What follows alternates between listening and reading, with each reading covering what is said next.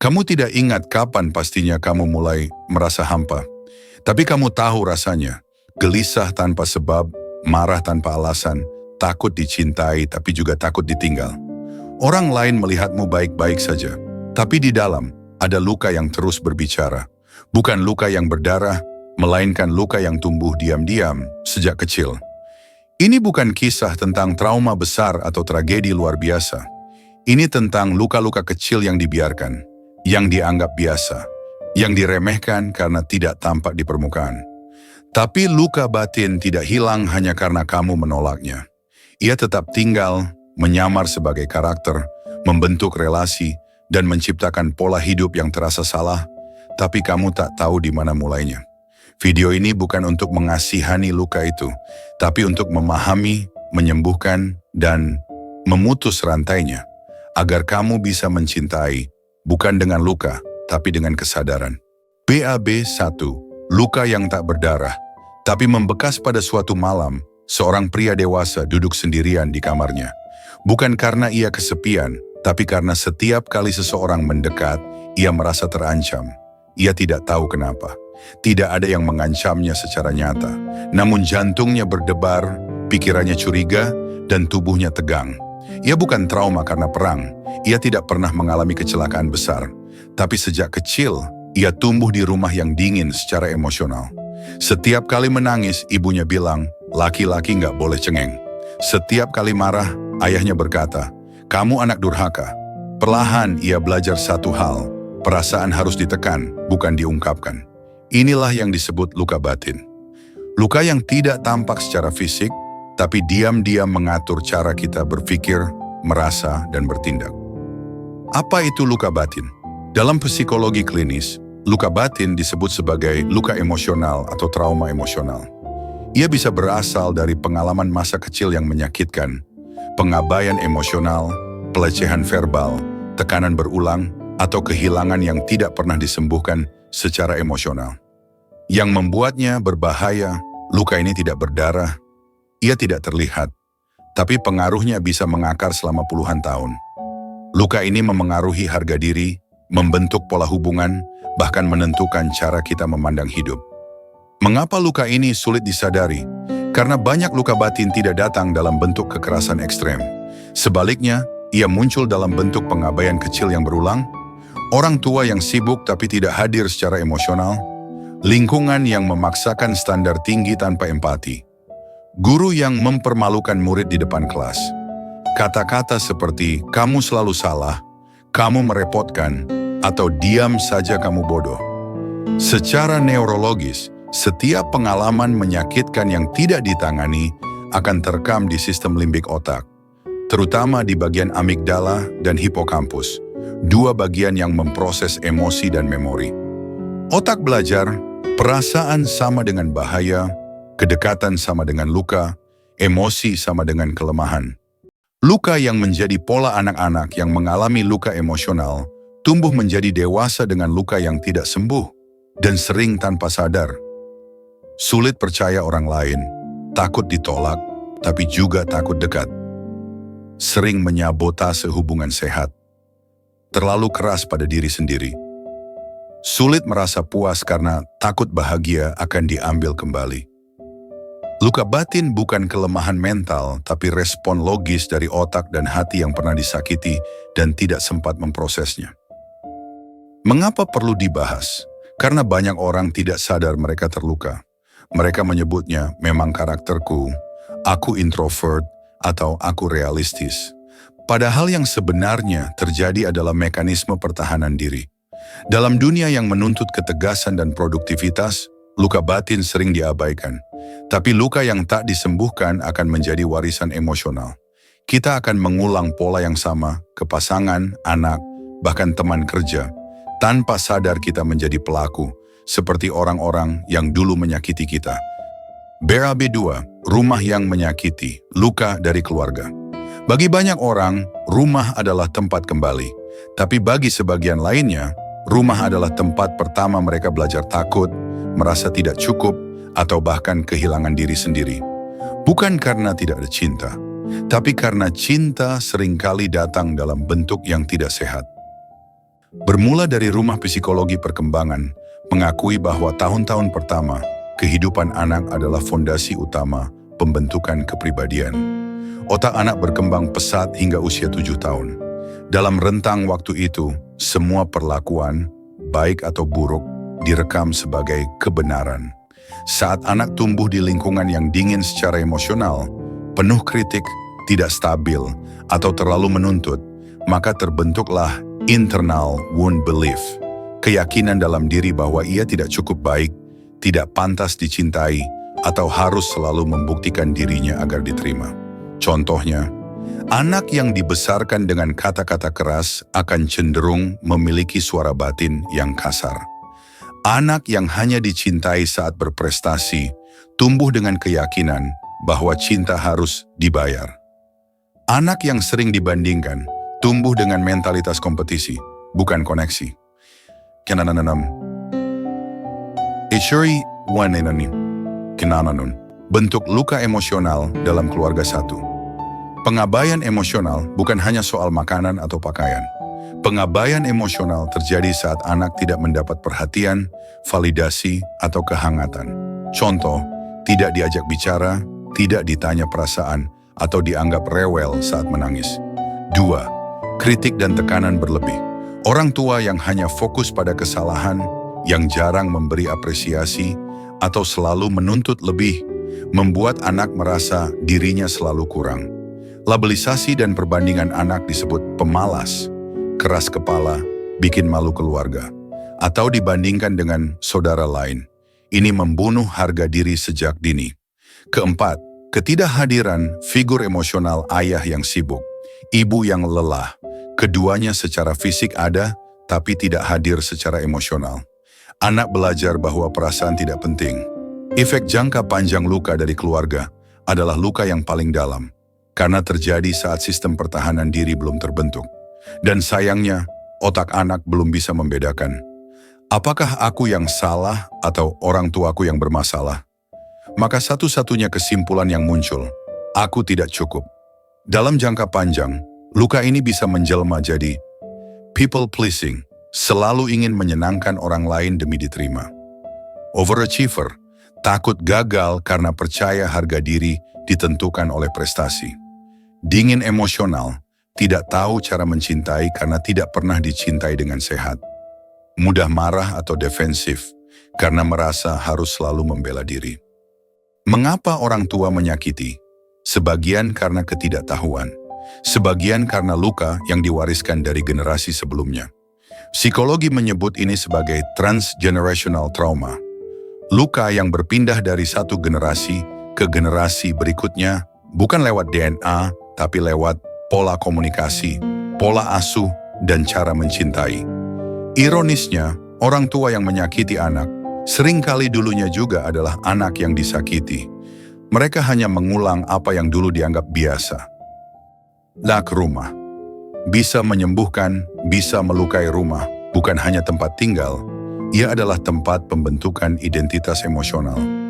Jika tempat itu melukai, maka dunia luar akan terasa mengancam.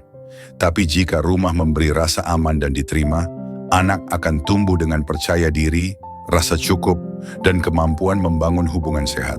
Sayangnya, tidak semua dari kita diberi rumah yang seperti itu. BAB 3. Luka yang ikut dewasa. Dampak psikologis dalam kehidupan sehari-hari. Ada satu kesalahpahaman besar bahwa waktu akan menyembuhkan semua luka.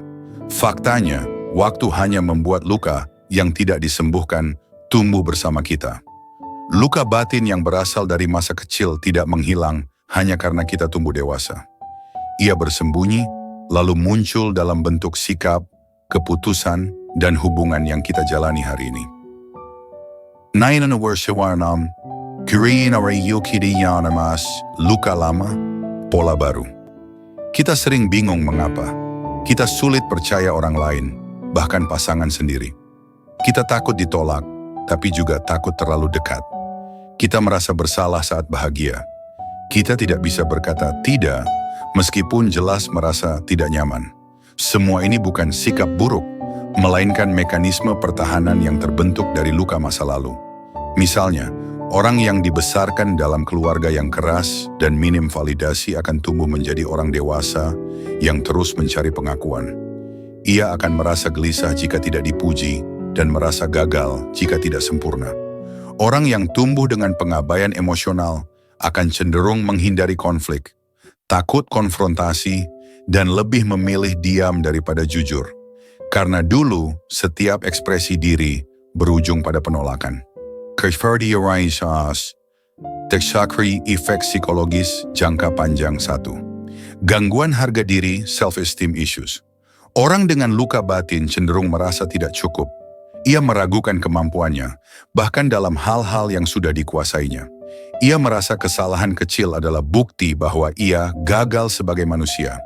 2. Disfungsi hubungan relationship patterns.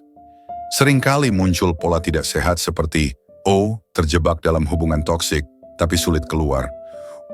Takut ditinggal, tapi juga takut terlalu dekat. Selalu merasa harus membuktikan diri agar pantas dicintai. 3. Overthinking dan self-sabotage.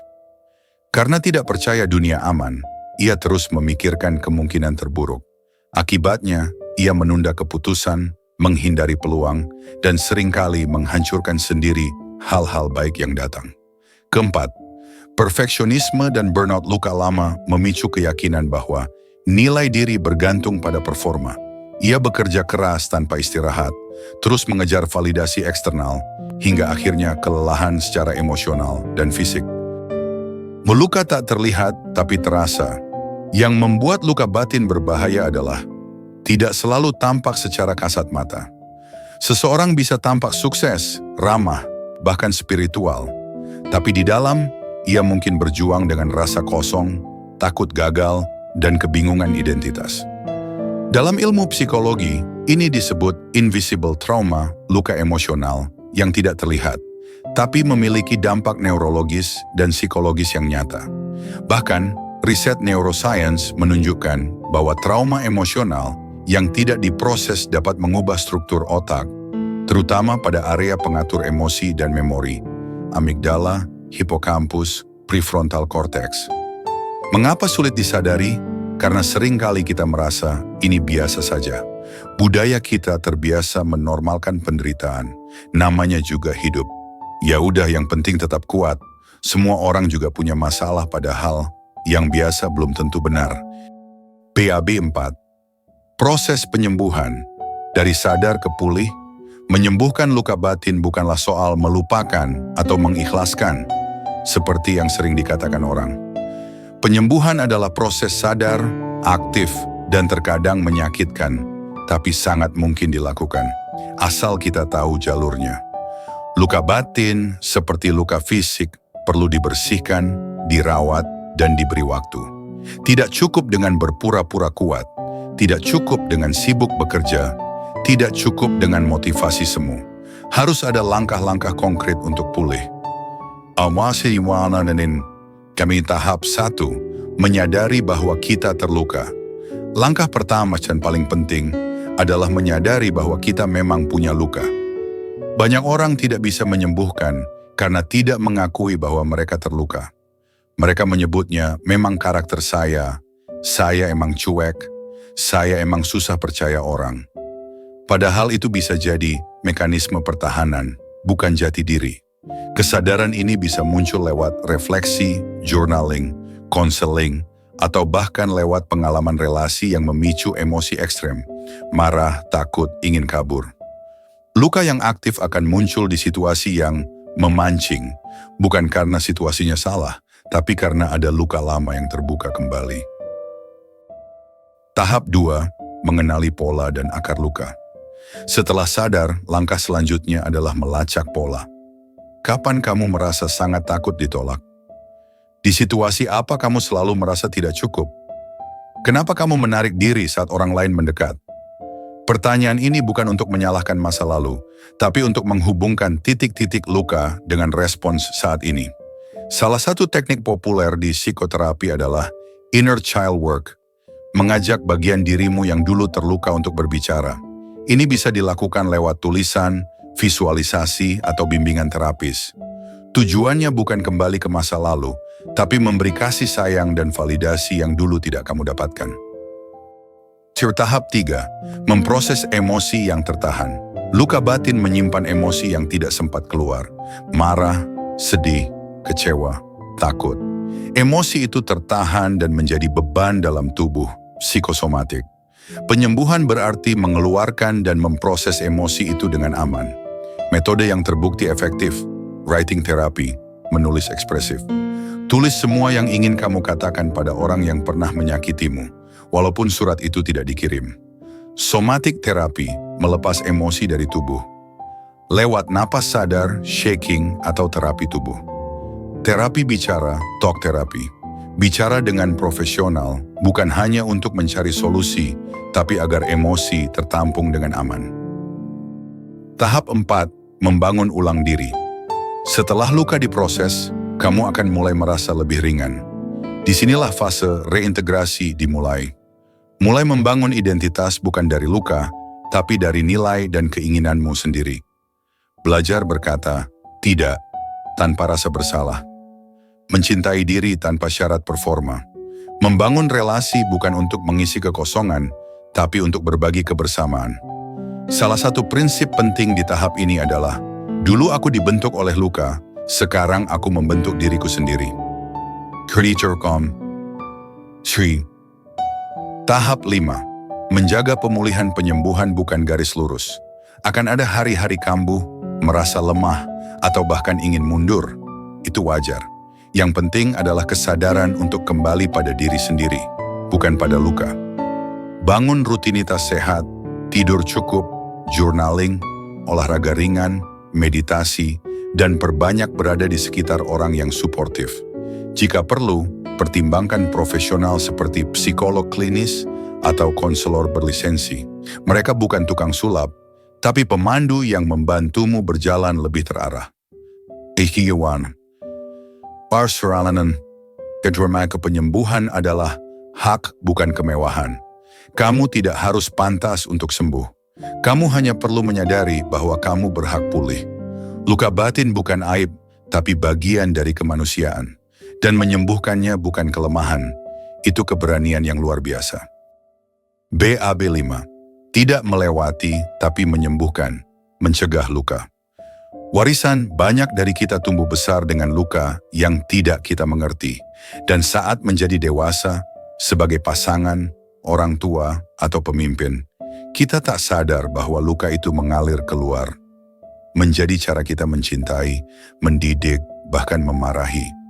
Luka batin bisa diwariskan, bukan melalui darah atau gen, tapi lewat sikap yang tidak kita sembuhkan. 9. Suninanom. Krihinanain.